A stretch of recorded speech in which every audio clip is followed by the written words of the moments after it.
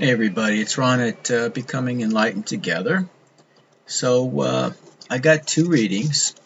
One of them is basically telling us that we need to use our intuition to basically get out of a situation or circumstance that'll be created by somebody or somebodies coming our way very, very soon. Okay, so intuition is the ticket out. So if you're not feeling that you have the ability really, or you don't know really how to tap into your intuition, um, I'm sure that most of you are quite aware of what is referred to as that gut instinct. Sometimes you get that nagging feeling, and it's usually something that later on when you choose to ignore it, that it comes back and bites you in the ass, and you're saying, damn, I knew I should have did this, that, or the other thing. That's your intuition. So you need to start learning how to trust it before it becomes that type of scenario. And that's kind of what this is talking about here for all of us. So it's talking about again, somebody that's coming into our life very, very soon.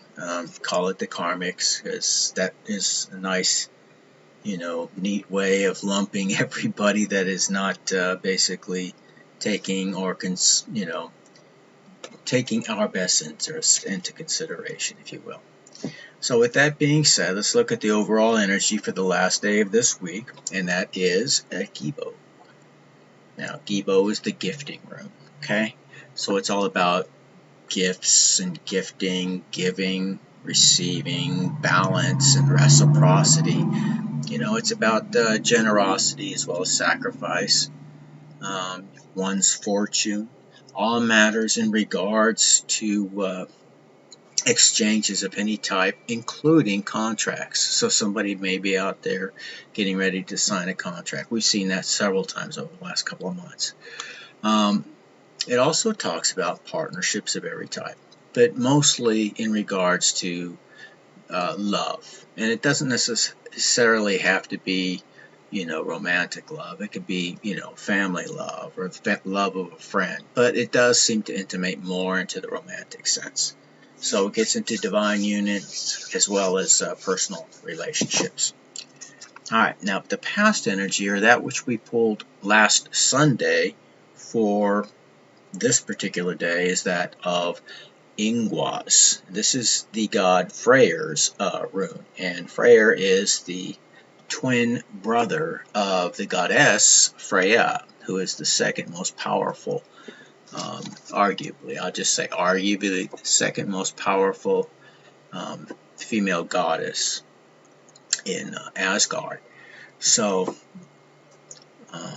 it's her brother, and her brother is basically the great earth god. So when it talks about masculinity and things like that, that's basically what Freyr in the upright would intimate, but this one is in reverse, unfortunately.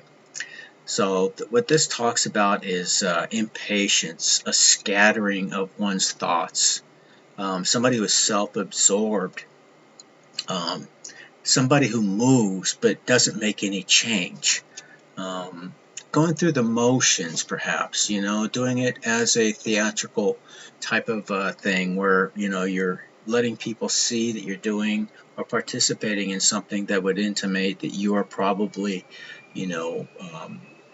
of this particular caliber of a person, or that you're involving yourself with things that are, putting you in a category, as a result of that, which you yourself really don't deserve. That's really what it's getting at. So it talks about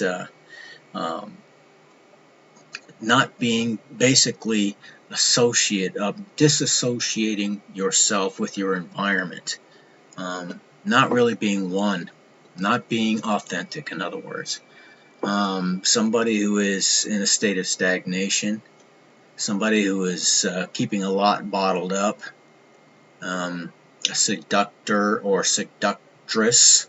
It could be both. If it's, for example, a couple of times over the last couple of months, we pulled out things that look like there's something like some type of collaboration, where it could be a couple, a man and a woman, or somebody who's both in their masculine and feminine energy, or it could be an actually masculine. God, I can't talk today. Masculine or feminine working together as more or less a karmic in our particular life. Okay. So basically, it's also talking about,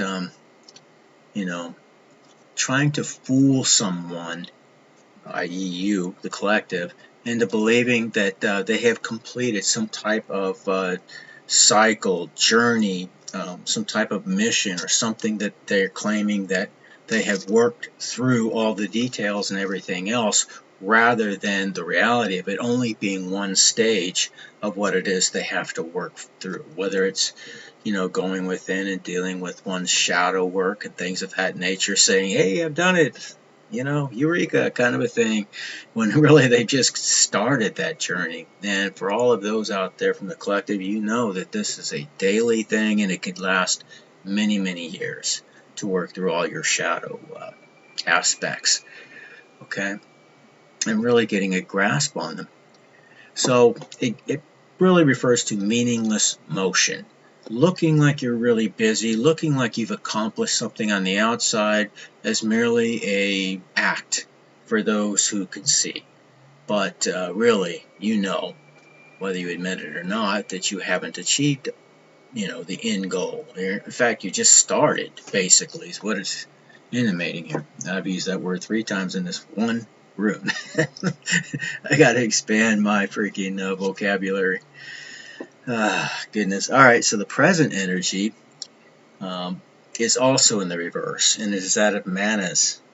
Now, it often talks about things such as humanity, people's perspectives, friends and enemies, people that you work with, friends, again, lovers, just basically our interactions, one with another and so on.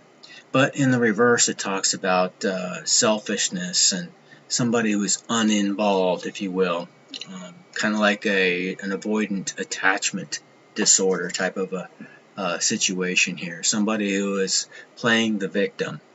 Somebody who is basically very much in their ego right now and experiencing a great deal of loneliness and possible depression. Somebody who is seeing their own sense of mortality at this point, and somebody who probably has preyed upon others in the very, I won't say recent past, because I don't know, this could have been something that has been drawn out for quite some time. We've been talking about, many of these karmics really going through it, because that energy is there. But for each person's individual situation, it may be different in terms of how long they have actually been being, if you will, punished, with their heads against that wall or facing that wall or whatever, being put on spiritual timeout kind of a thing.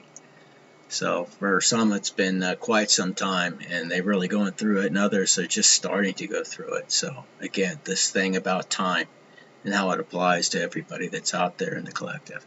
So they're also in some type of a sense of blindness. They're not able to see clearly what it is, the damages that they have done to many other people perhaps in their past, and the damage that, of course, they refuse to accept, that has not been dealt with in their own lives, their own minds, their own psyche, their own spirit, their hearts.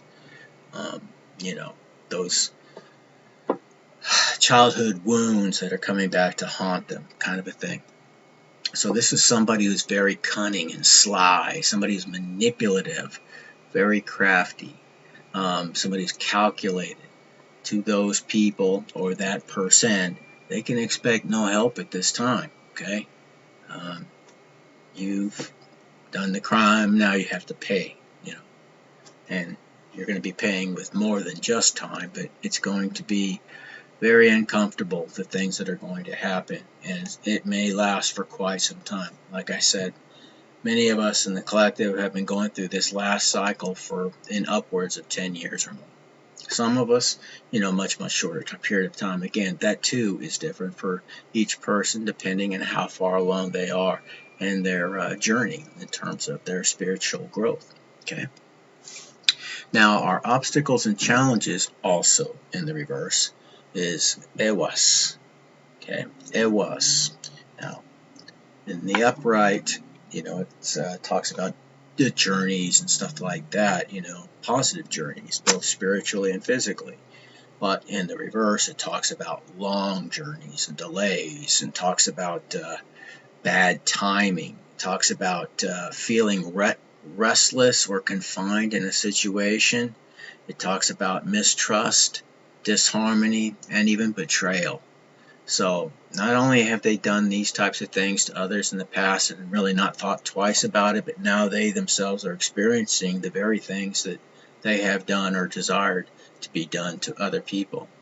And that's what karma is. The energy you put out there to the universe, inevitably, you're telling the universe that's what you want for yourself. So you're going to get it. All right. So now our help and advice is in the upright, and it's that of Nalthus. Now, all the runes in this particular group, the 8 within the Heimdall's family, or 8, are what I call the yin and yang runes in a sense, because they always talk about things that are generally associated with what we would possibly see as being negative or less than what we would desire, but they're necessities to our growth in this world. You don't grow without a little bit of discomfort. No pain, no gain. We've all heard that, right? And it's true spiritually as well. So it talks about needs and necessities. It talks about obstacles and delays, yet again. It talks about some form of stress or distress, confusion and conflict. It talks about also the resistance which leads to greater strength. Okay, like I was intimating. Oh, that's the 4th time. I got to come up with a better word. All right, so it also talks about now innovations. Once you've transmuted this energy, the distress, the confusion, the delays, and all that kind of stuff, that's where you learn your patience, you become self-reliant, you have the power to basically overcome conflicts. It makes you stronger. So you have endurance. You'll become more capable of survival. Your determination is increased. You have the recognition of your own fate at this point. And there are self-initiated changes that one can make, simply by putting that newly transmuted energy to work for you. And it also talks about somebody facing their fears. Okay, and fear is the opposite of love. It's not hate. Okay, so we really need to dispel that fear. And I know it's easier said than done. And for me, what I have learned is to simply go through it, usually. For example, I've seen some guys, when we were doing training in the military, and let's just say we were doing rappelling or something like that. We get up in a high, very sheer cliff, and our job was to rappel down, and we did what they called Australian rappel, which is instead of going down feet first, you go down head first. That way you can see everything that's directly below you and everything else. But a lot of people are very, very intimidated with heights. So I've seen even some of the biggest and strongest guys, once they got over there and they looked down, it's like, oh no, and one was we were climbing over a rope bridge. We got in the middle of the rope bridge, which is over about a 200-foot gorge. And it's a single rope that you pull yourself across, and everything else. And when you get to the middle, then you simply rappel down. And one of the biggest guys in our battalion, actually, he got out there in the middle. He said, I am not jumping. And this little bitty rock marine master sergeant said, oh, yes, you are. And he took his ass and threw him over. And now, keep in mind, there's somebody down below that's got a secondary line that when he pulls on it, it acts like a stay line. So it slows his process or bring him down. He can bring him down really slow. And he ended up having a heart attack, literally had a heart attack. So they literally had to pull him down inch by inch, that whole 200 feet. So I'm just saying, overcome your fears. Just simply fucking jump over that bridge, you know? Yeah, it's a rush and scary, but, you know, when you get to the bottom, it's like, yeah, let's do it again. That kind of a thing, you know. Anyways, that's what they're talking about here. Overcoming our fears. All right, now finally for the future, what we're looking at is the energy of Lagos. So now what, here, make sure you get a good look at it. Now, what this is telling us is that we can get through all this negativity, all this manipulation, the seduction, and everything else that is coming our way. And it may already be happening at this very moment for some of you. Others, it may happen in the near future. But it's saying by utilizing your intuition, you can very successfully, you know, navigate through this particular test that we're all going through. We're all being tested. We're all being tried. And again, we go through these trials and tribulations to help strengthen us. And I know when you're going through it, you know, that's not what you want to hear. You want to hear like, how the hell do I get out of this mess? You know, what do I have to do to get out of this, you know, to get back to some form of normality?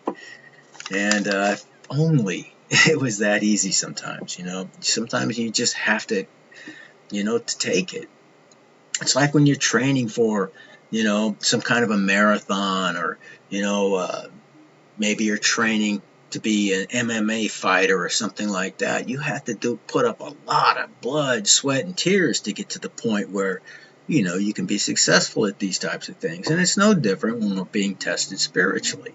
Sometimes we have to go through a lot of training before we finally get to a point where we can endure, you know, well, the devices of the people that are just so eager not to do their work, to try to take that which is not theirs by any means necessary. And there are plenty of sheep out there in which they can, you know, rape and rob and pillage. So, you know, because these people refuse to stand on their own to do their work and everything else, they've made it quite easy for them to, you know, to do these things and get away with it in large measure. And when they get to you, who have done the work, well, then you hand their ass back to them.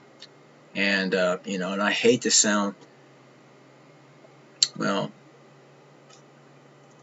I don't know. I don't want to be crass about, you know, what I'm saying in regards to this, because like I said, they're still our brothers and sisters, even though they may seem more like little devils. In some cases, some of them are, and we've also seen in past readings how a few of them may be in need of a exorcism.